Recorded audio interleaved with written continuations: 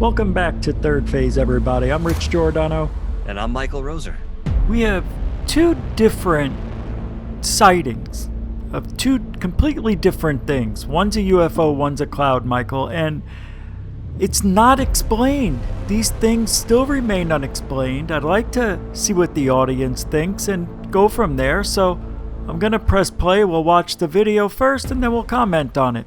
Here we go. Let's get to this. A weird cloud over San Diego, captured 2018. Right now, we're looking at it. This was permission granted by Prince Serpa. He put this up on his YouTube channel, and right away we looked at this video and we're like, what the heck is going on?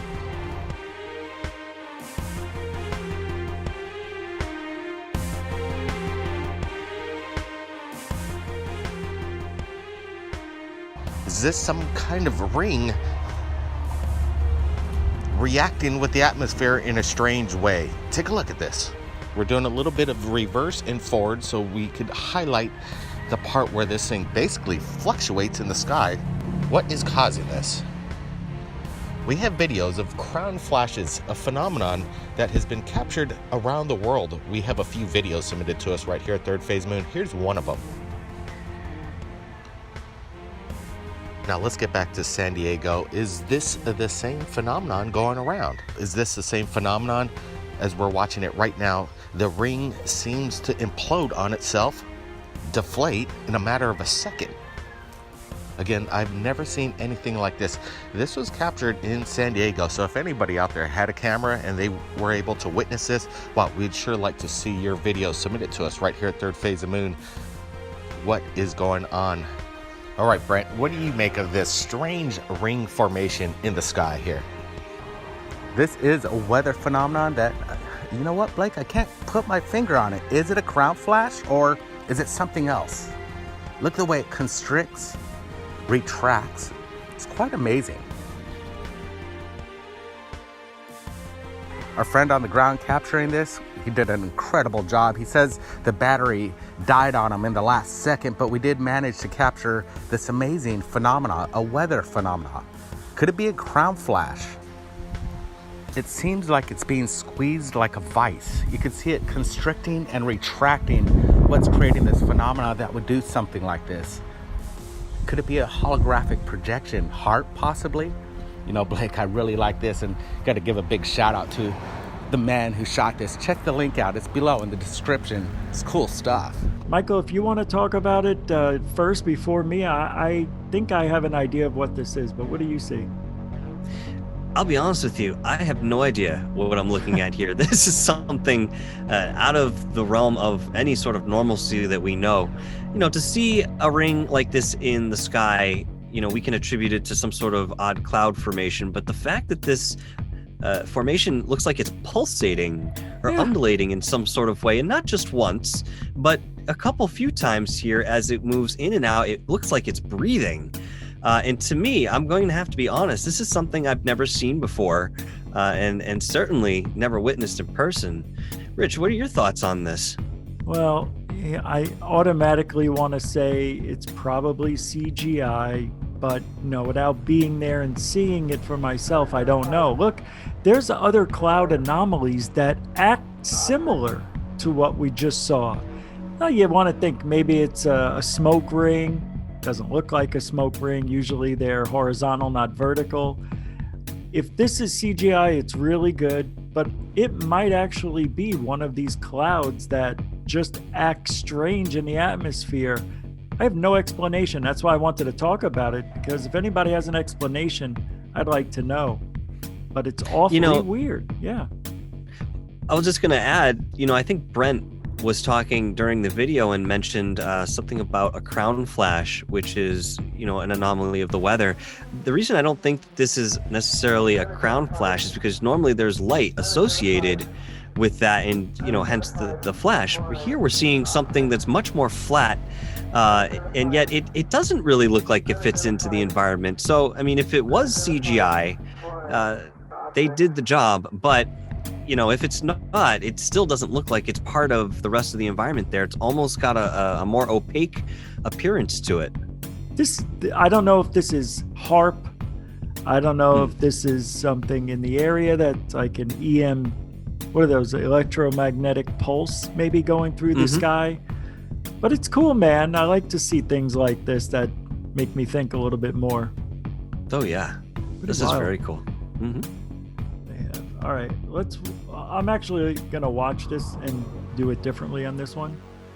So let's play this, and then we'll come back and give our opinion on what we think. Let's listen to Brent and Blake. Of a base below the Norfolk coast, that's the speculation going around in that neighborhood, because this video is in broad daylight, full spectrum color. We're looking at it, it's a little shaky, but at least we get a clear image of whatever this object is. Is this some kind of bell just hovering over the sky, something metallic, something heavy? Matthew says that it's over 250 yards out there in the ocean. Brent, we're looking at this. I want to get your thoughts. We're going over tonight some of the most incredible videos. Yeah, these are great close-ups, Blake. Yeah, actually, this looks a little farther out, in my opinion. This thing's huge, whatever it is. I like the way Matthew pulls back and then zooms back in. It gives a great perspective on what we're looking at here. And this thing's metallic. It's definitely something that we would recognize as a UFO. Is this coming out of the water? I would think that right there off the coast of Virginia, there's been multiple sightings of USOs, and I expect that this is the case in what we're looking at here. It's huge, Blake. Yeah, the correlation between the naval base that's just close by within a mile or two, and then you have this obscure metallic object that resembles the bell that was created early on in the early 1900s from a reverse engineered technology. It reveals itself off the coast of Virginia, and we're looking at it. Could this be reverse engineered technology that the military's messing around with now that the Space Force has gone public, and other things that's going around? People do speculate there are bases underneath the water, and why not be off the coast of Virginia, Brent? Yeah, this is clear evidence of proof, in my opinion, that the military's up to something, and they're showing it in broad daylight. Like you said, Matthew did a great job, and he could hear everybody on the ground. They were excited in what they saw. They said this was a spaceship. Could this be a mirage, Brent? Some people might speculate that this could be some kind of buoy just hovering over there, floating off the coast, but I don't see this. It's absolutely above the coast of the ocean itself. This thing's suspended. I don't think there's any kind of illusion when you look at it. Everything's consistent, and I don't think there's any kind of trickery going on with CGI. Yeah, definitely not a buoy. In my opinion, this is some of the best proof of a USO above water over the ocean, the Atlantic Ocean on the Virginia coast. And I'll go first for this one. I know what they were talking about when they were mentioning the bell. That was, I believe, Die Glocke. I'm not sure, because that was the Germans in, I think, World War II. I'm not sure if I remember. I can't remember exactly. I'll have to look it up. But they were working with something that supposedly looked like this. And there were reports when they had that bell activated and they made it start glowing. It supposedly disappeared and came back. But then there's reports saying that it disappeared. It was like in a round shaped structure. Some people are saying it was water towers, but it was made out of cement, and it was shackled in the center of this circular thing. And when it was activated, it disappeared. Now, could that have disappeared into the future to the 1960s when they saw what was that bell-shaped thing? I can't remember, Michael. Oh my God, I had it on the tip of my tongue. In the 60s? Yeah, it had crashed, and it was the size of a Volkswagen, and it was very popular. I can't remember. It was on the East Coast, but I'm thinking maybe it was that maybe it reappeared in the future and crashed. I don't know. I can't remember. The name will come to me and then I'll just spit it out. But I don't know if this is proof that it's a USO. It's in the sky. So it's there. People are seeing it, and the guy's recording it and zooming in and out. It looks like it's there, and it's not moving. That to me is incredible. I don't know. What do you think? When I first saw this video, my initial thought was Die Glock as well, which is the purported bell that Germany was constructing back in, I think it was World War II.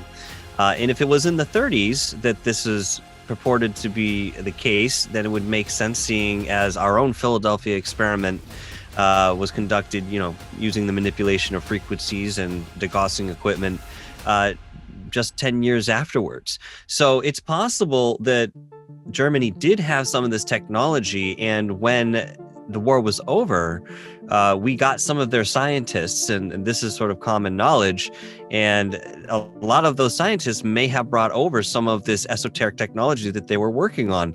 Is what we're seeing here perhaps an augmentation of that bell that was once reportedly created by Germany? Or is this something that, like you're saying, Rich, is it a back engineered craft that we have a certain understanding of this technology that we can now apply at this point in time?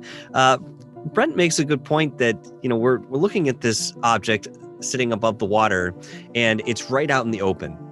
And it's possible, again, in the way of what we think disclosure might be, that they're letting out these little things because they're brazen about it. And they know that eventually either we're going to figure it all out and we're going to know some of this, or their technology is so far beyond what we're seeing there in the sky that's blowing our minds that they realize it doesn't really matter if we see it because they're already beyond that. It's in the environment. Yep. So it was Kecksburg is what I was thinking about. Okay. Yeah, okay. Because it looks I know what you're talking about. I see wasn't right thinking here? Can you see this? Mhm. I mean, that is like an acorn shape, but it could also be a bell. And it looks very similar to, I think, what we see here, in a way. I don't know, but it could be. It's there, and it's still unexplained. Is that some sort of drone technology? I don't know. Man, I tell you, living off the coast like the Cousins brothers do, or anybody who lives on the coast, whether it be the east coast of the continental United States or the west coast off of, California and whatnot, they're always seeing stuff over the water. I think it's the best place to hide stuff that you want to display or see how it works in an open field, in an open area. Field? I don't know. They could go to Area 51 and do it. Why do they have to go over the ocean? See, that to me makes me think it's not us. I think it's alien technology, to be honest. I think it's aliens is what I'm saying. Mm-hmm. I mean, it's not out of the range of possibilities that we do have some of this technology and we're able to go underwater as well as be in the air with the same craft. But, looking back on the last century and understanding how much technology we have garnered since, the early part of that century, you have to wonder if the influence is coming from another world or outside of ourselves at the very least. All right. Well, Michael, thank you very much for sitting in with me on this one. These are two unexplained and very unique sightings. So good eyes out there and great camera work. So, I guess let's tell everybody where we can find you. You can find me at Dark Hour Paranormal or right here on Third Phase. And Rich, where can we find you? GUFON, Greatest UFO Network, between 10 p.m. and 10 p.m. Eastern, 7 p.m. Pacific, and every day except for Sundays. That's it. So I want to thank Third Phase of Moon, the Cousins brothers, and the people who actually captured these incredible things in the sky. For Third Phase, I'm Rich Giordano. And I'm Michael Roser. And we'll see you next time.